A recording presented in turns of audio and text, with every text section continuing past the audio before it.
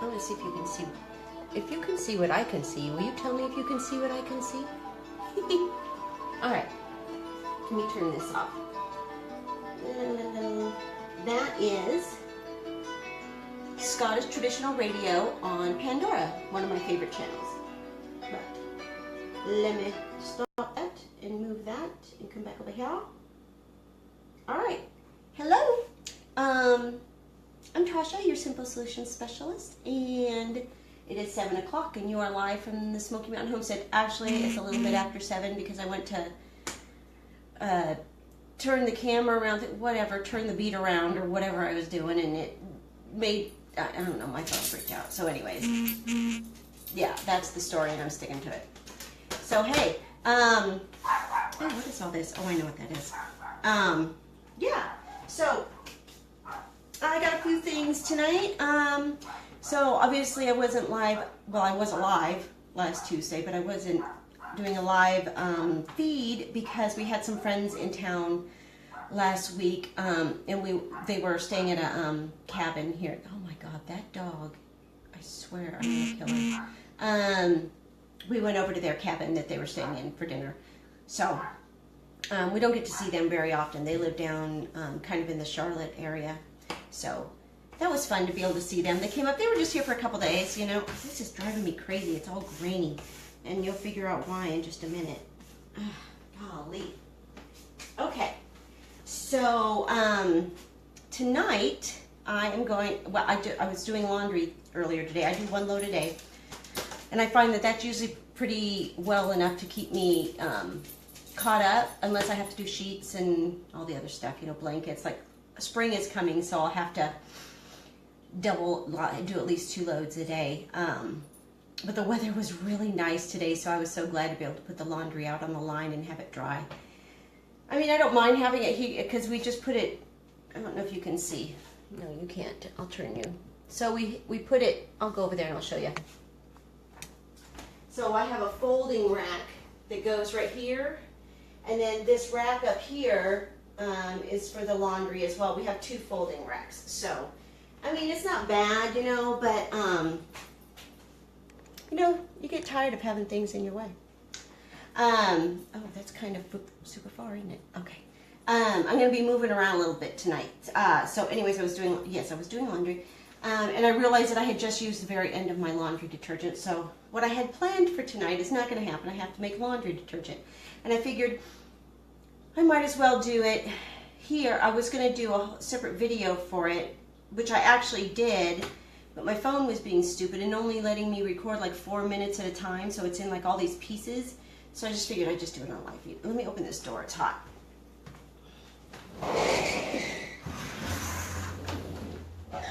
Ugh. It's just hot. Maybe it's just me, maybe I'm just a hot lady. Anyway, yeah, so that's what's going on. So I'll show you how I'm making my laundry detergent. I wanted to talk to you about a couple other things.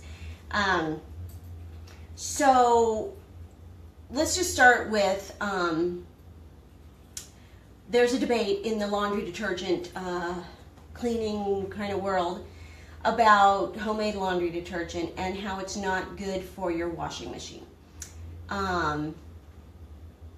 I'm not a washing machine specialist, nor am I a mechanic, but I have been using this laundry detergent for a long time, and I've never had a problem, and my clothes still come clean. So that's up to you. You got to make that decision yourself, but I will tell you that by making my own detergent, I spend about 3 cents a load to wash my clothes, rather than buying it over and over and over again. And then you have that plastic container you keep having to get rid of. I just put it, I have like plastic containers I've collected from other people, and that's what I use to put it in, and I just put it up on the shelf in there. And it's the same, you just use a cap full, same, whatever. So I'm going to tell you a few things. What you're going to need is,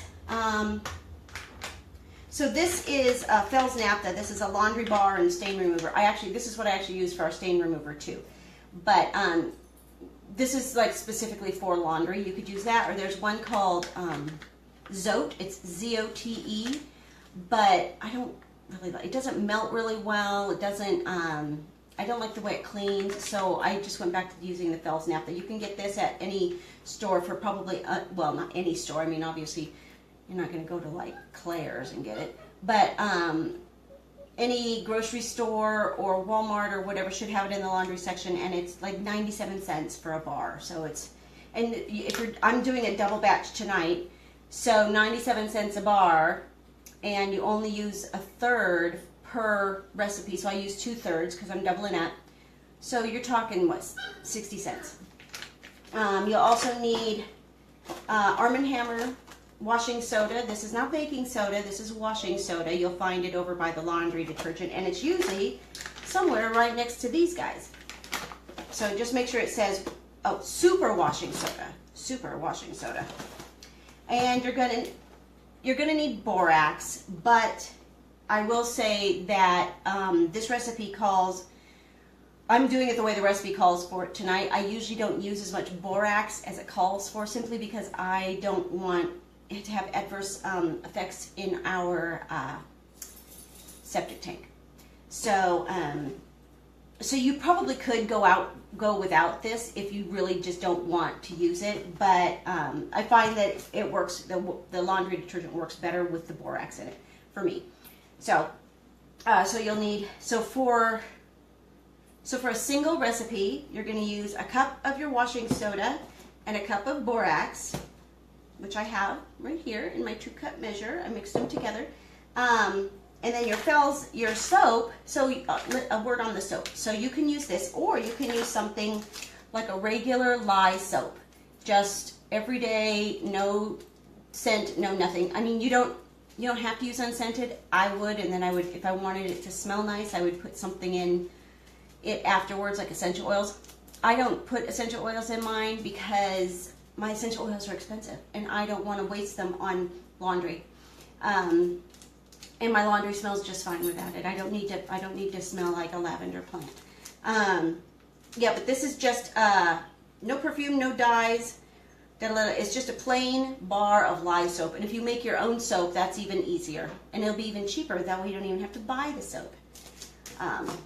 So yeah. So and then you're gonna grate your soap. You could do it the old school way, like this. You want to get actually you would probably do it on this side here, the one with the little tinies, because you want to get as small as possible so that you can, so that it melts really easy. Let me turn this water back on.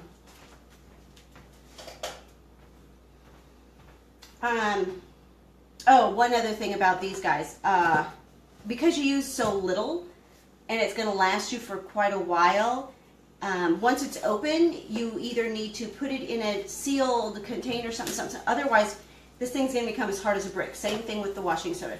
So I don't really put it in something else. I just let it sit open. But then when I go to use it, I just use this. It's actually a meat tenderizer. But the flat side, I just bang it on the box, and it breaks it up. And it's fine. Excuse me. That's the sign.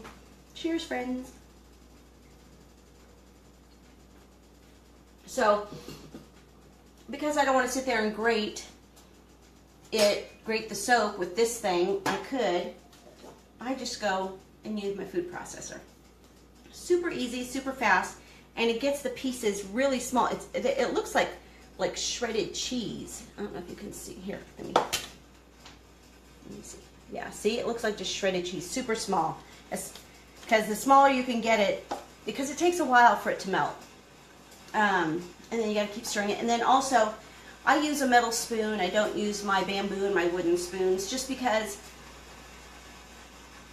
I don't know, I know it wouldn't happen because it's just soap, but I just don't want, and besides, you wash your dishes with soap anyways. I don't know, I guess it's in my brain. I just don't want my wooden things in my soap. But that's what they used to use before. So anyways, I just use this, and then I can just wash it off, because, you know, it's just soap, right? God, I'm such a nerd. All right, so you get everything measured out. So you've got a cup of each of your washing soda and your borax, and then this is a double recipe, I'm telling you, 2/3 of a bar of your soap. So you're gonna, I mean, you can eyeball it. It's not exact. I don't, I just kind of eyeball it, and then, or so like that, 2/3, give or take. Take or give, whatever. See my water starting to boil again. So let's go over here. I'm gonna carry you over here. You can see my messy kitchen. And okay, so in here I have, let me point you down a little bit so that isn't in your eyeballs. I have 8 cups of water, so 2 quarts of water. And it's getting pretty hot and bubbly, so I'm going to go ahead and throw this stuff in here. Ta-da. This is the hardest part, is just going like this and waiting for it to melt. So, while we're waiting for that to do its thing, so one of the other things I want to talk to you about is, let me put this pan away.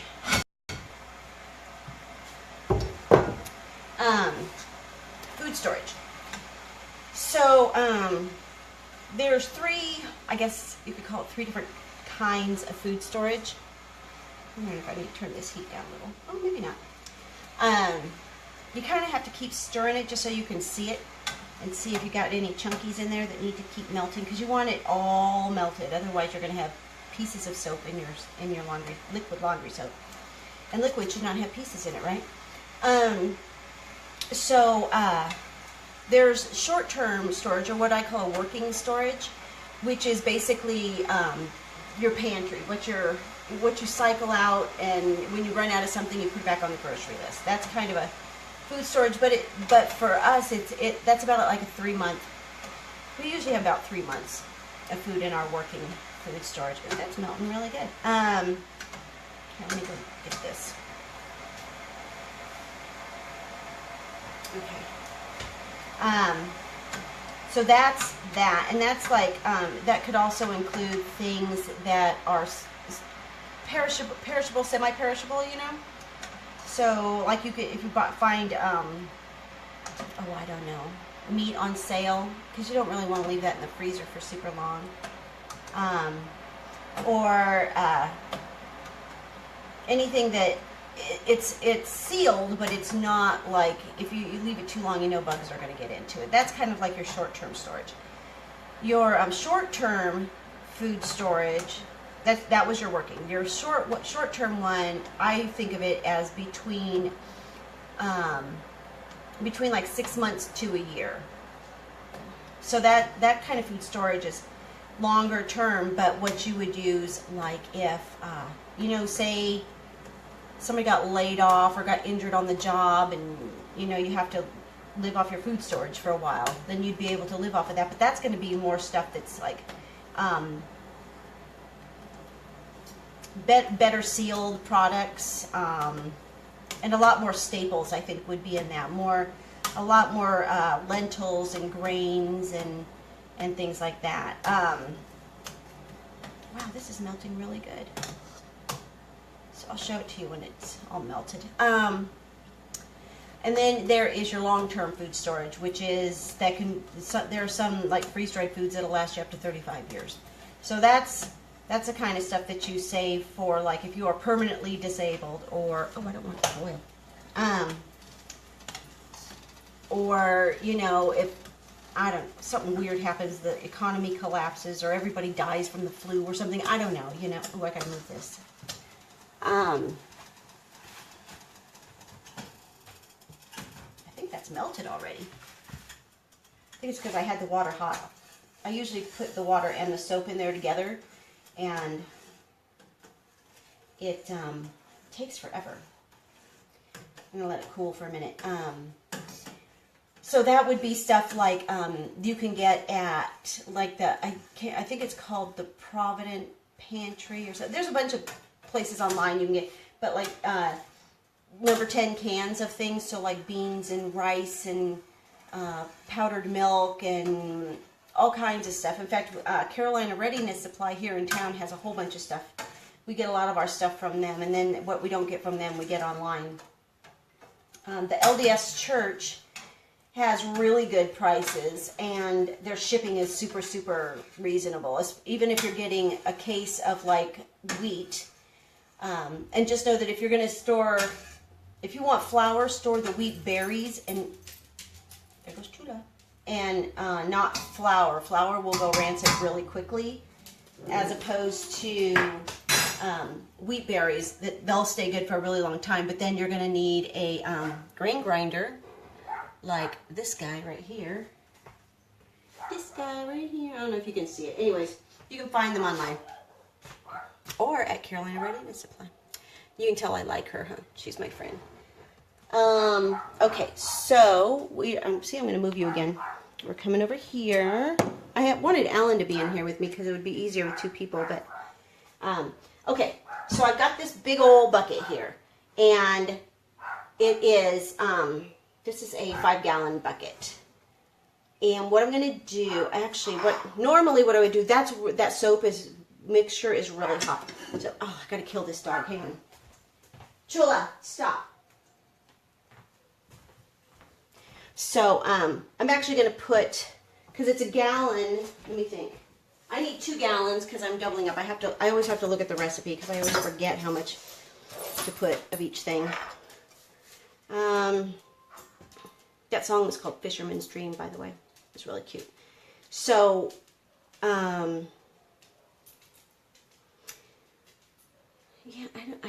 I just don't want to put that hot stuff in here. So I'm going to go ahead and put in, I'm going to put in 6 cups in here, just of colder water. Not cold, but colder, just so that it doesn't burn, you know, through the bucket. That would suck. So for this recipe, because I'm doubling it, you're going to need two more gallons of water and then 12 more cups of water, which are going to go into this bucket. And it's not super exact, so, but you do want to get it good and stirred up. So let me get this. This pan is going to be hot. All right. See, I don't know if you can see this, but it's all super melted and liquidy now. So I'm just going to dump this in here.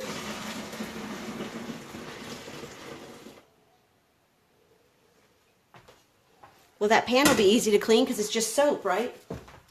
And then mix it up. This is so easy, you guys.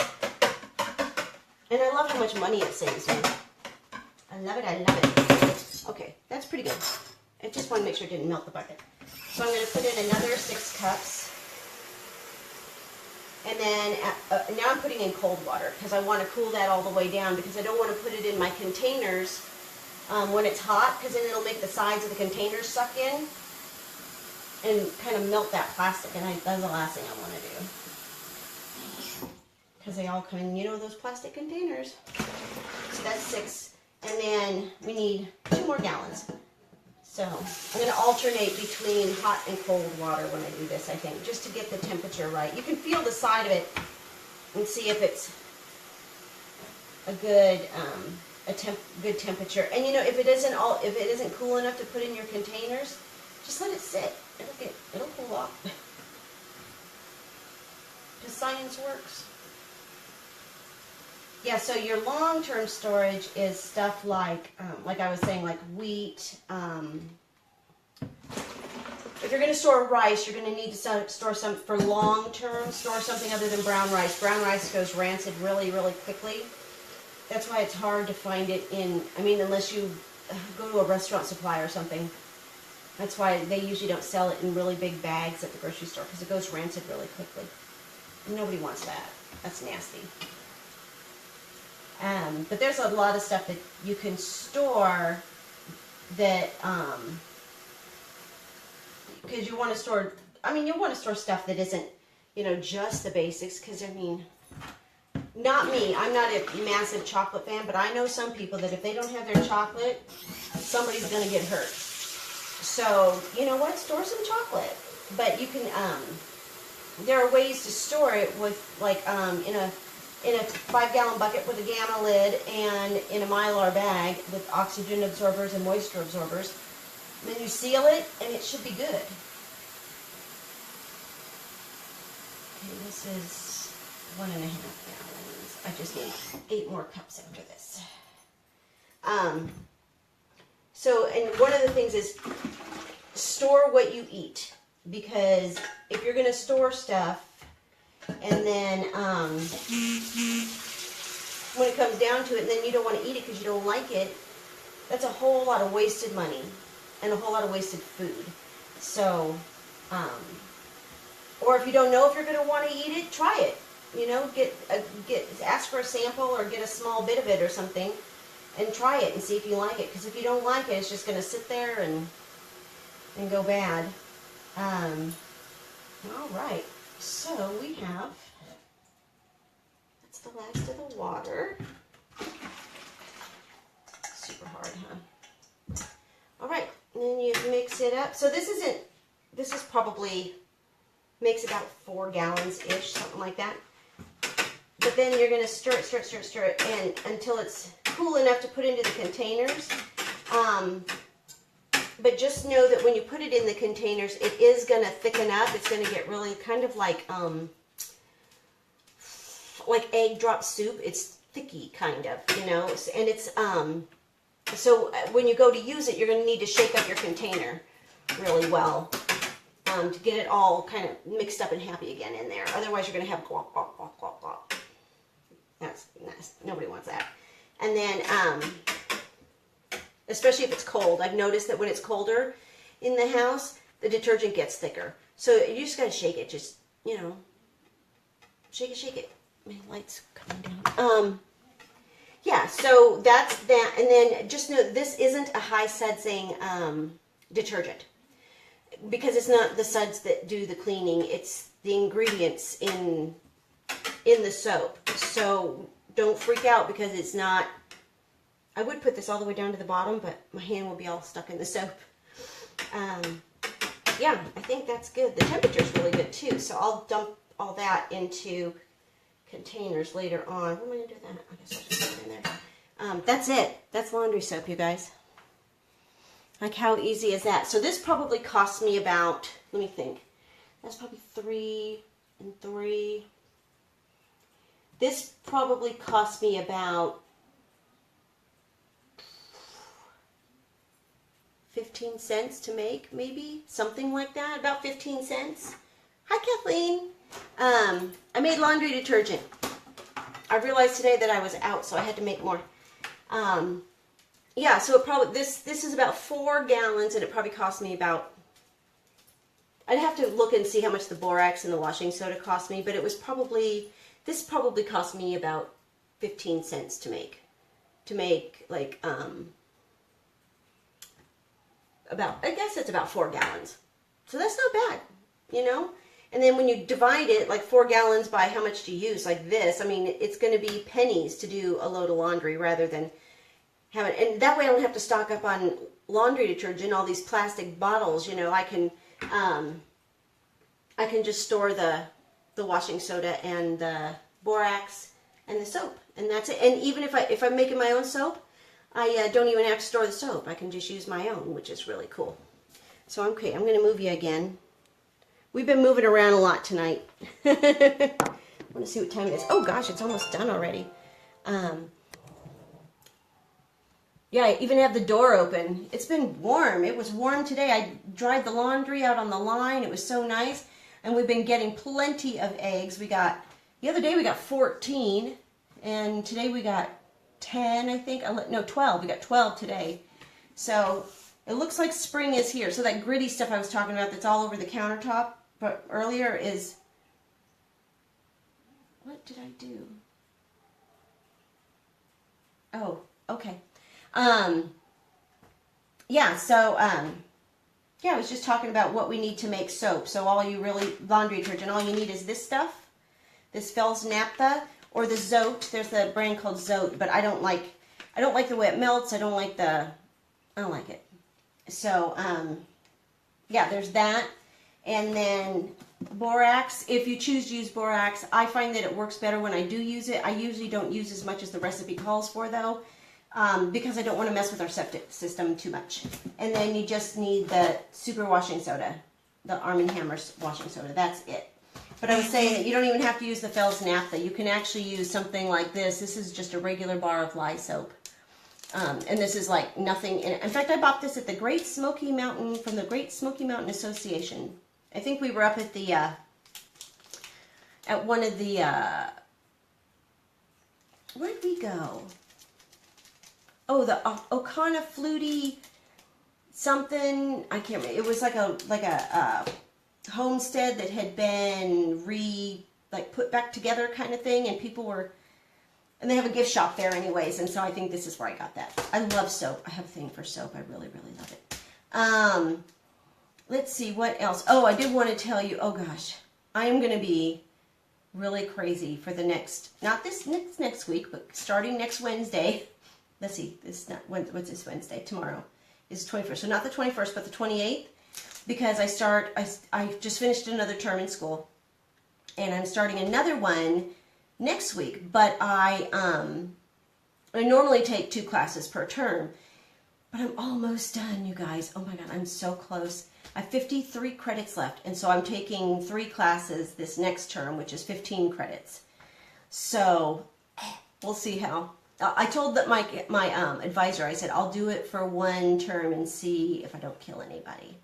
If I can handle it, then I'll do another one. But if I keep doing it, it'll shave off a whole term off of my school thing. So I'll be done by the end of the year. So that would be really awesome. I think that's it. So don't, if you're watching this on YouTube, if you like what you saw, hit the like button. Don't forget to hit the subscribe button. Let's see, you can find me everywhere. I'm on Instagram as Simple Solution Specialist. I'm everywhere. If you go to my YouTube channel, Smoky Mountain Homestead, at the bottom of the description of this video, I will put in all the links where you can find me. Or if you know where I live, you could just come knock on my door. How's that? That would be cool. All right, I think that's all I have for tonight. Oh, except for this.